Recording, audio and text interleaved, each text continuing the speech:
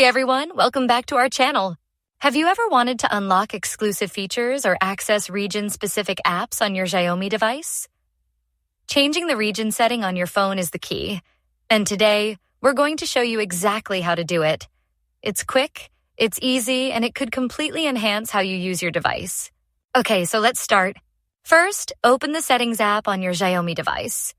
On the homepage, scroll down and tap on Additional Settings. From there, look for the region option and click on it. You'll now see a list of all the regions Xiaomi supports. Take your pick. Whether you're exploring new features or just trying something different, it's completely up to you. Tap on your desired region, and your device will automatically switch to it. And that's it.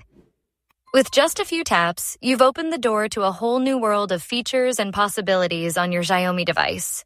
If this guide helped you, make sure to give it a thumbs up and hit that subscribe button. We've got more tips and tricks to help you get the most out of your tech. Thanks for watching, and we'll see you in the next video.